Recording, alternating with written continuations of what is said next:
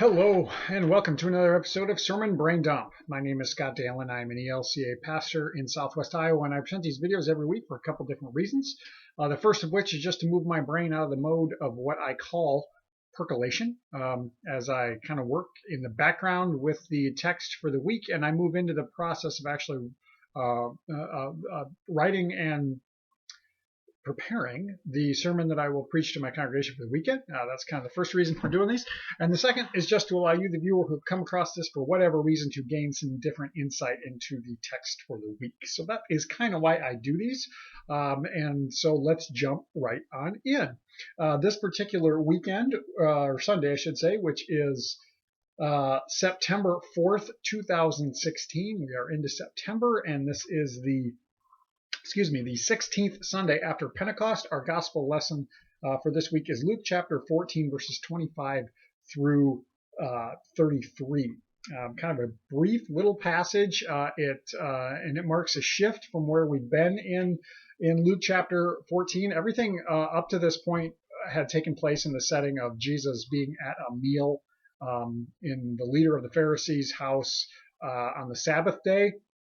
And that was actually what our text was last week, or at least a portion of it, and there's kind of some different little sections within that. Well, now this is done, and Jesus is out traveling around with him again. Takes place in the context of just on his travels, so he's on the move yet again. Kind of mentioned in last week's video that all of this, kind of from like chapter 9 onwards, Jesus is going towards Jerusalem. He has turned his face towards Jerusalem. So all of this is kind of, as he travels around, that's the end game. Always important to kind of keep that in mind. So now we're kind of back in the travel narrative, and that's important, and we kind of see why from the get-go. So let's jump right in. Again, Luke chapter 14, 25 through 33. Now large crowds were traveling with him, and he turned and said to them, "Whoever comes to me and does not hate father and mother, wife and children, brothers and sisters, yes, even life itself, cannot be my disciple. Whoever does not carry the cross and follow me cannot be my disciple. For which of you, intending to build a tower, does not first sit down and estimate the cost to see whether he has enough to complete it? Otherwise, when he has laid a foundation and is not able to finish, all who see it will begin to ridicule him, saying, 'This fellow begins to build and was not able to finish.' Or what king, going out to wage war against another king, will not sit down first and consider whether he has enough?" Oh, I screwed that up. Will not sit down first and consider whether he is able with 10,000 to oppose the one who comes against him with 20,000. If he cannot, then, while the other is still far away, he sends a delegation and asks for terms of peace. So therefore, none of you can become my disciple if you do not give up all of your possessions. Okay, so that's the text. This is a little bit of a troublesome passage as I read it. Initially, it kind of shocking. Again, it's taking place in the context of Jesus traveling around, and if we look back and see what's been happening, a lot of healings, a lot of teaching, a lot of times when Jesus sides with the oppressed against the elite. Luke kind of has an ongoing theme of the great reversal, is kind of what I've referred to it before and heard it called, that what society has deemed to be the way it is, within the kingdom of heaven, we see a complete 180, that God stands with the oppressed and with the marginalized, and the rules of who's in, who's out, kind of get thrown out the window in terms of humanity's definition of justified or not, kind of how we want to look at it. So because of this, a lot of people are following Jesus around, and we don't know their motivation, and perhaps that's important to think about. Some are perhaps those that he has chosen to follow. Some are there because of the hope that they find in his teachings, or some are there hoping that they'll get a little bit of the God power that he's expressed or that he's shown in healings and so forth. We don't know, but these large crowds, and it's interesting that in the Greek, the word for crowds, which is oikos, is plural, meaning that there are many crowds that are following him, and not just crowds of many, but literally many crowds. Sounds like many groups that are following him, and that's a good indication of different motivations. And it seems to me that motivation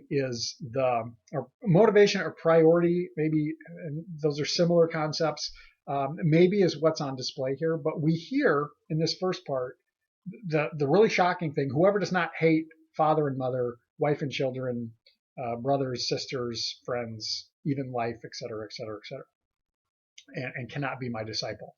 Um, there's a very similar passage in Matthew's gospel that's the same notion, but it's softened in Matthew. It's whoever loves these more than they love me is not worthy of me, is the way it's saying. Here, Jesus flat out says, if you don't hate these people, you can't be my disciple. And I mean, that's very uncharacteristic, very, very shocking, and likely would have been shocking for those that heard it in that time. Keep in mind the notion of Jesus' audience likely was predominantly Jewish. There may have been some Gentiles in the crowds. In fact, that's certainly possible. But this Jewish audience, which I've talked in videos before, pardon my slightly runny nose for a second there. I've talked before that the Jewish audience or the Jewish culture is very adamant about the notion of hospitality, and the importance of family and culture and family connections and heritage and all of that. It's um, what's the word I'm looking for? It's central to their identity. All of this stuff. So this notion of hate your parents. Well, that's breaking a commandment, because honor your father and mother. And wife and children. Well, you're called to care and protect and provide for your family and to love them. Brothers and sisters, likewise, and then even your own life. And so I've really kind of wrestled with this. It's like, what is Jesus saying here? Hate them? If you don't hate them, you cannot be my disciple. Is that literally what he's saying? And the Greek is pretty spot on of hate. Other times when it's utilized, it's usually people or the world hating his disciples, because they are different in the world. And so this is very strong language. It's shocking. It would have been shocking to his audience. It's shocking to us now. And I think that's important, to recognize. I think Jesus intended it to be shocking. It's like, get your attention, grab your attention. And then as we go on and we see, as he starts to talk about counting the cost, and that portion is unique to Luke. That part's not in Matthew. We see that, is it about priorities? Is it about just recognizing and understanding, that to a life of faith, a life of depending on our faith in Christ, is not easy. It comes with hard choices. It comes with needing to make to know this is the cost of, this is where my priorities need to be, and I can't make excuses to stand in the way of what God might be calling me to do. Now, is Jesus literally saying, you can't be my disciple unless you hate your parents? I don't think so. I think it's the notion of, you cannot place them in front of your life of faith, and you may be faced with a choice where you have to oppose your parents. In Jesus' day, those choices were very real. People and families were broken up because someone expressed faith in Christ. And they were kicked out of the synagogue. They were kicked out of community. They may have been kicked out of their family of origin because of their faith. And I think that's what Jesus is talking about. Now, for us in this day and age, at least here in America, as much as we might like to say, oh gosh, we're being persecuted because of our faith, we're really not. So perhaps that's why this is so shocking. But for Jesus' audience and for Luke's audience, when this was written, and keep in mind it was written 70, 80 years after Jesus was around, this notion would have been probably very telling, or very spot on for them of yes, we've experienced this, and this is a reality of a life of faith, and that these divisions happen. So I was thinking quite a bit about that, and also then a little side note, something I want to pick up on too, because I think this is important. Jesus also makes the statement of, unless you pick up your cross and follow me, you cannot be my disciple. And it's important to keep in mind the notion of where this occurs, when this occurs. Jesus hasn't died yet. Jesus hasn't been crucified yet. So for his followers, this notion of the cross as a place of hope, and the notion that we have, particularly in Lutheran theology, the theology of the cross, of that God's glory is shown in the weakness on the cross, um, that doesn't exist yet. And for them, they'd have been very familiar with the cross. It was a public Roman execution style that happened very regularly. And the notion of the person who is picking up their cross to carry it is the one who is condemned, the one who is on their way to die, who has been condemned to die. They're the criminals carry their own cross, and we hear also later on that Jesus carries his cross. So what is he saying there? Is he telling these people, oh, you have to have your cross to bear, which is a very common thing that we hear now. That's my cross to bear. That this thing is what I just have to bear in life, and it builds character and so on and so forth. Or is it the notion of if you're not prepared to go to your death, you can't be my disciple? And again, in that day and age, particularly like when Luke was written, Christians were persecuted. Christians were crucified. Christians were killed. They were thrown into the Colosseum and killed. And that was common. That happened. So for Luke's audience, they would relate to that. They would understand that. They probably knew people who had experienced that. For Jesus' audience, it's the notion of, are you prepared, or do you recognize that you are a condemned person?